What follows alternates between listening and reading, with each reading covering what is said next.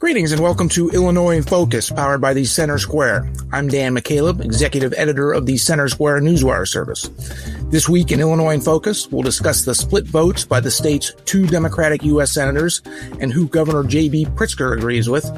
The state's education outcomes continue to lag despite growing spending, and Chicago's growing budget battle. All that and more when we return.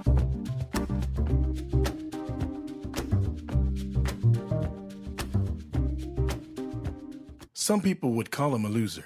He ran for state office. He was beaten. He started a business. He failed. He ran for Congress. He lost. He was nominated for vice president. He lost again. But he knew only those who never tried are the real losers. And Abraham Lincoln was no loser. Persistence. Pass it on. From the Foundation for a Better Life at values.com. Welcome back to Illinois in Focus. Congress this week finally passed a continuing resolution to reopen the federal government after a lengthy stalemate in the U.S. Senate where Democrats demanded an extension of retiring Obamacare tax credits that were expanded during the COVID-19 pandemic. 8 Democrats joined Republicans on Tuesday to reopen the government until January 30th. Illinois U.S. Senator Dick Durbin was among the 8.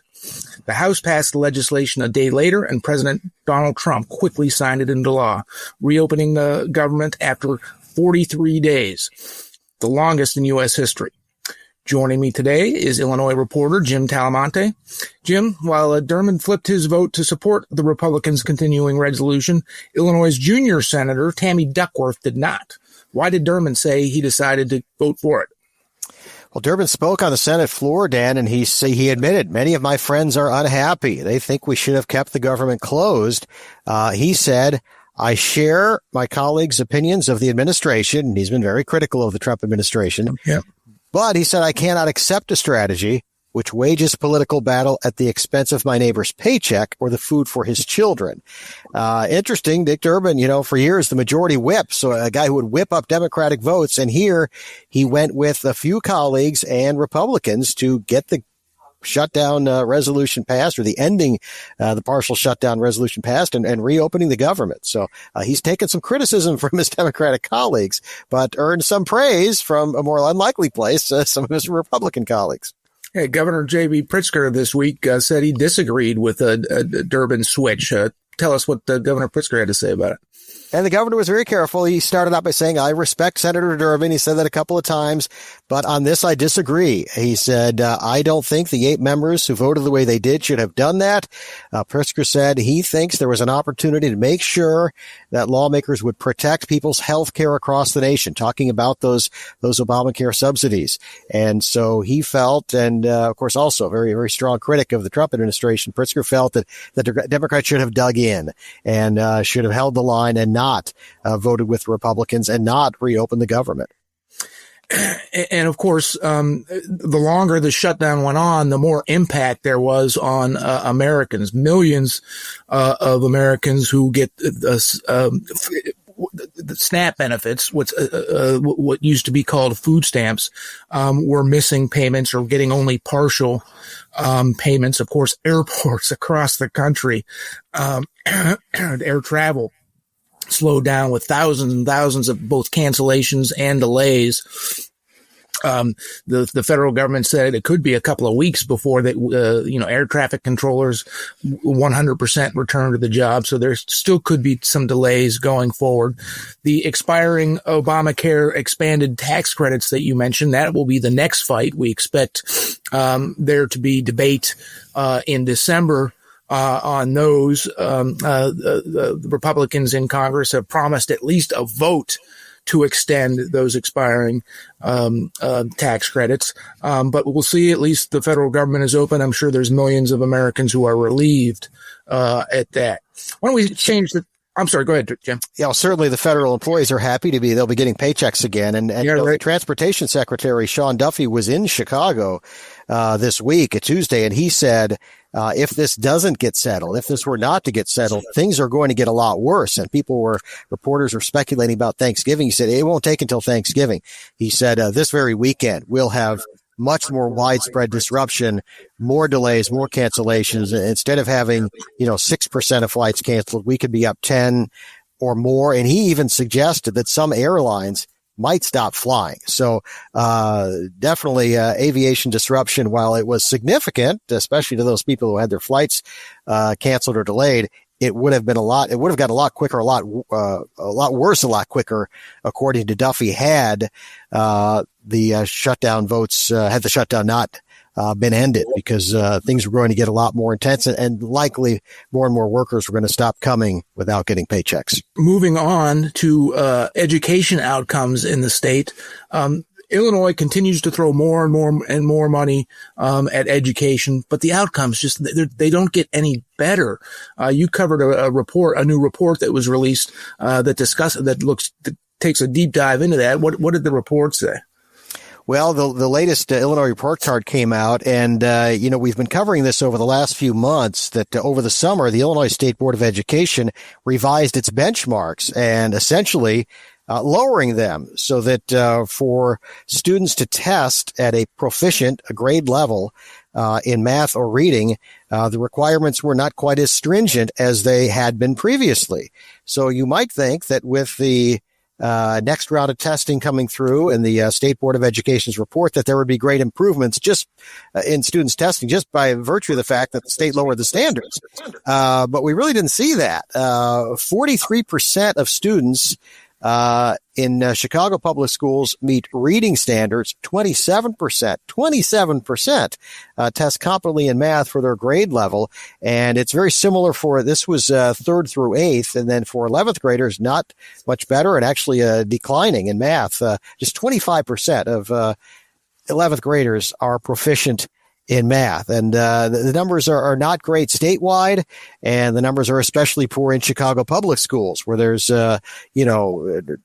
high 5-figure spending, and even a few exceptions, 6-figure spending per student in some of these Chicago public schools, with very high property taxes throughout the state to pay for the education in public schools. And yet the proficiency numbers are still very low. And we've between Illinois Policy Institute and other analysts who we've talked to, it's a big problem. And part of the proficiency issue goes to absenteeism. And this is something we've talked about before on Illinois in Focus. 1 in 4 Illinois public school students are chronically absent. They're missing at least 10 days of school a year.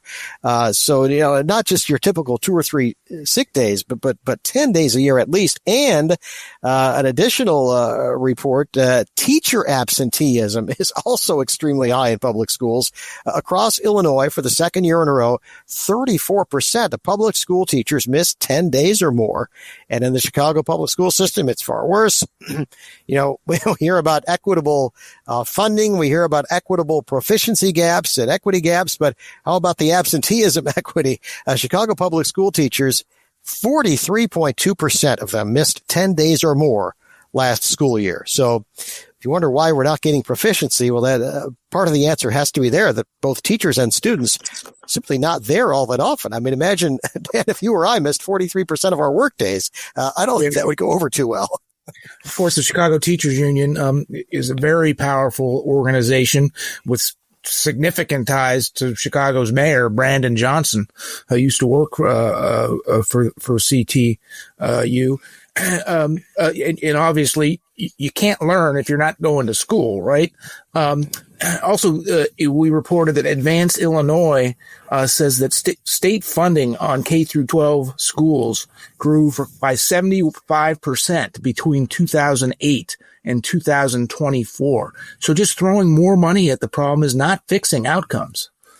Yeah, and Advanced Illinois addressed in a webinar some of these proficiency gaps. And Advanced Illinois is not necessarily an organization that looks to cut funding. If anything, they were applauding the more equitable funding, the EBF, the equitable funding formula that Illinois has implemented. They pointed to some of the reduced gaps, but at the same time, they also pointed to some of the issues that are happening, that, funding for K through 12 schools growing 75% from 2008 to 2024. So Illinois has gone from, funding schools to being near the bottom of the list across the 50 states to being in the top 20, but only about a third of students demonstrating proficiency in reading and math based on the national assessment numbers. And that's been the case even with all the increased funding, Dan, as you said. The lack of proficiency in reading and math, those numbers have not, from the Advanced Illinois policy director, Kelsey Bakken, said the numbers have been remarkably stable. Well, stable in the sense that they haven't improved over 15 years. So despite huge amounts of increased taxpayer investment or spending, the proficiency numbers are not improving in the public schools, really statewide. Yeah, and that increased spending, significantly increased spending, comes despite public school enrollment for K through 12 students decreasing by 10%, more than 10%, from 2010 to 2024. Jim, you're a Chicago resident. You're a Chicago taxpayer. You've got a budget battle going on in the city with a huge deficit forecast. I should couch this by saying we are recording this on Thursday afternoon. There's a Chicago City Council meeting Friday, so there could be some developments. But tell us what's going on with the city's budget. Well, there are new tax increases that Brandon Johnson would like to implement. Now, he has said he would not propose a property tax increase, and he did not include one in his budget proposal. However, something that Alderman Raymond Lopez pointed out was that his budget office, led by Annette Guzman, did send a letter to the city clerk as sort of an advisement that property tax hikes might be necessary. And some of this could come from perhaps aldermen rejecting the corporate head tax. This is a tax on hiring that Lopez told me that 27 or 28 aldermen have said they will reject. And this would be a tax for any business with 100 employees or more, $21 a month per worker. On each business that, so it certainly would be, as both, the Tax Foundation, as the Chamber of Commerce, the Illinois Retail Merchants Association, saying in a statement that this will lead to empty storefronts. But a tax on hiring. And this would go to, in part, fund public education, and the mayor says public safety and all kinds of other things. But Governor J.B. Pritzker even came out strongly opposed to this corporate head tax, and he said this is not the way to go. And the governor has suggested he would be open to what some of what the mayor would call progressive revenue measures, but he was foursquare opposed, he said, to the corporate head tax. And it appears to be enough aldermen opposed to that as well, that doesn't get through. But there always are some last minute deals, as we see in the state legislature. We certainly see that at City Hall. And so there's going to be a lot of movement behind the scenes, not necessarily in the public eye, although there have been, to the mayor's credit, there have been a lot of public forums, and there has been a lot of public discussion in the city council. But the corporate head tax is definitely, pardon the pun, there were a lot of headwinds against that from both city council members and especially small business and just general business groups. But there are also other taxes too as well in the city. That's not enough. Before we move on to that, a corporate head tax, it just seems like it would disincentivize jobs, right? If you're a corporation of more than 100 people, let's say you're a major manufacturer, you employ a couple thousand people. Why would you increase jobs, and why not decrease jobs if you're having to pay monthly for every single one of them? Exactly. That's what some of the business groups have pointed out, and the Tax Foundation. I mean, imagine right now if you're a business and you have 95 employees and you're trying to keep up with demand and you'd like to expand. Right. Well, are you going to build onto your facility in Chicago, or maybe you hop over to Northwest Indiana and build a facility there, which is going to cost a lot less just because the construction costs are less. Your operating costs are going to be less. Your taxes are going to be lower, and you're not going to get slapped with that per employee tax. So you can expand in a much larger way. This might apply to small restaurant chains or even larger ones. Let's say, McDonald's comes out and says, we are going to open 10 new locations this year. Where will we put it? Well, if we put one in Illinois, because we employ, well over 100 people in Illinois, we're going to be paying this per employee tax. We won't get slapped with that in any of the states around Illinois. So maybe look at a different Midwestern location. And it goes on and on. Alderman Lopez, when I talked with him about this, he said, well, this isn't just going to, and Rob Carr from the Retail Merchants Association, this isn't just going to affect your big corporations, your tax the big corporate entities. As someone who has a small local grocery chain with, say, 3 or 4 small stores, or even, a couple of decent sized stores, those 2 stores, that might be 100 employees. So, boom, right there. You want to open a third store, or if you're right at that mark, like I said, right around 100 employees, if you're at 102, you might say, let's try to get by with 99, so we're not paying this tax. And as numerous people and even the governor have said, this indeed is something that's going to disincentivize hiring. It's going to keep hiring from happening. And we need jobs, right, to make the economy move. And that's all the business groups are saying. This is a way to chase businesses out of state, or out of the city, I should say. It's a city ordinance, not a statewide thing. And as you reported this week, Jim, more than 24 aldermen signed a letter saying they don't support the corporate head tax. So what's the backup then? Chicago has a huge budget deficit, right? Yeah, over $1 billion. It's been estimated it was revised to from 1.12 billion to 1.15 billion. A few people have suggested it's actually higher than that. Some revenues have come in better than expected. Some tourism numbers have come in better than expected. But it's in that general range. It's well over $1 billion. So, this is where, when I talked with Alderman Lopez, and he's been one of the mayor's fiercest critics, to be fair, but he noted that there was this letter sent from the mayor's budget director, Annette Guzman, from the budget office to the city clerk, advising, because there is a state law requiring an advisement of a property tax over a certain level. So this was a letter that was sent that would make that potentially something that could pop up. So that's one possibility, is that even though the mayor has said he wouldn't propose a property tax increase, he never said he wouldn't approve one if one of his allies in the city council were to slide that into budget legislation. Other things, there are already taxes on in the mayor's proposal on social media, on big tech. There are sports wagering taxes, kind of like what we have statewide, and so there's one other tax as well that's included. And so these things are all possibilities, but would that make up for the corporate head tax not being a part of this? That's a good question. That's where, again, we could be looking still, even though the mayor hasn't proposed a property tax increase, it doesn't mean it's not going to be in that budget that the council eventually votes on. Of course, Illinois already has Illinoisans already pay the highest property taxes in the country, and Chicago is certainly included in that. Chicago has among the highest sales taxes in the country already. Heading toward the highest end with the transit legislation that passed. If the governor signs it, and he is expected to, that will allow the RTA to raise sales taxes in Cook County and the collar counties, the suburban Chicago counties. And that increase would push Chicago to the top for sales taxes in the country. So we're number one once again. We have among the highest gas taxes in the country. You could just keep going on and on. When are these elected officials going to realize everyday Americans, everyday Illinoisans can only afford so much?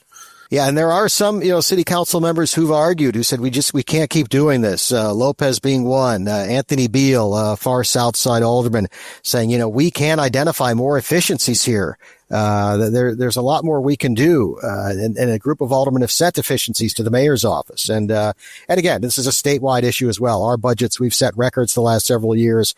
Our taxes, you mentioned the gas tax, that's an automatic, an inflation boosted tax. So that kicks up automatically with inflation. Unless we somehow have a magic year where we don't have any inflation, that's going to be another increase next summer. So, it keeps coming at people. And, this is perhaps why you see that the public school, enrollment declines. They've come along with the population declines that we've had here in Illinois. Yeah, if you look at a AAA does a national gas roundup, and they've got a map that shows average gas prices by state. In Illinois, and the Midwest is like on an island where our gas prices, are significantly higher than all of our neighbors, and the gas taxes is one of those reasons. Jim, let's move on to another topic. Governor J.B. Pritzker, of course, has been a fierce critic of President Donald Trump, including, or in particular, his immigration policies, including his deportation efforts of migrants who are in the U.S. illegally. There's an ongoing dispute in Chicago and the suburbs over those immigration efforts. But Pritzker said this week that he might be open to discuss the issue with President Trump. Tell us about that. This was a remarkable moment, actually, and we'll see if there's any traction here. But the basis for what I asked the governor about was a letter sent by, and I mentioned Alderman Raymond Lopez. I talked to him about the city budget really because I wanted to ask him about this story. He sent a letter to President Trump suggesting a middle ground, and he commended the president for addressing what he called unchecked influx of migrants into the country during the Biden-Harris administration. And he said he commended the president for this, and he said, we need to separate the Biden-Harris migrants from the long-term undocumented. People who've come here who haven't caused trouble, who have no criminal records other than entering the country or overstaying their welcome illegally. He said, we must separate these long-term undocumented with clean records from the Biden-Harris migrants. And so he suggested that if the president would consider perhaps for these individuals, again, with clean records in the country more than 10 years, they could pay a $2,500 fee to gain pardon and amnesty to then be able to stay legally. However, his other part of the plan would be to give Homeland Security Secretary Kristi Noem increased ability to expedite the removal of the more recent arrivals unless they have pending merit hearing cases. And so he offered what he said was very pragmatic middle ground. He suggested that there are people, he was hopeful of getting his letter to the president, or at least getting people close to him to be able to review it. But he said he's told that there are people at high levels in the administration who are looking at potentially some kind of middle ground or some sort of pathway, in particular for the DACA, the Deferred Action for Childhood Arrivals. Dreamers. The Dreamers that they were talking about during the Obama administration. And the president during the campaign did suggest that he would be open to that, in addition to getting rid of the worst of the worst, the violent criminals. So I asked Governor Pritzker, I said, well, would you be open to a conversation with the president on this middle ground? And, instead of just insulting each other, and you kind of made a face when I said that, and Pritzker said, I'm always open to a conversation with the president. Yep, you heard those words. He actually said that. But he said, I will say that when he does things like threatens to jail the mayor of Chicago and the governor of Illinois, that does make it more difficult. Well, of course, Pritzker and Trump have been throwing barbs and insults at each other for months now, whether they be Pritzker with the repeated Nazi references from the State of a State address, and many since then, to Trump, calling the governor all kinds of names, and as well as the mayor of Chicago. So it would be something, if we did have a conversation with the president, we'd certainly all love to be able to hear it. Jim, if I were a betting man, I would, I'm not, but if I were, I'd say that's not going to happen. But if it were to happen, if there were a face-to-face meeting between Governor Pritzker and President Trump, I'd love to be a fly on the wall in that meeting. Remember, the governor is a betting man. He won over $1 million in Vegas. So be careful. Be careful. You bet on Pritzker. He might have inside information, right? Jim, that's all the time we have. Thank you for joining us today. Listeners can keep up with all of the stories we talked about and more at thecentersquare.com.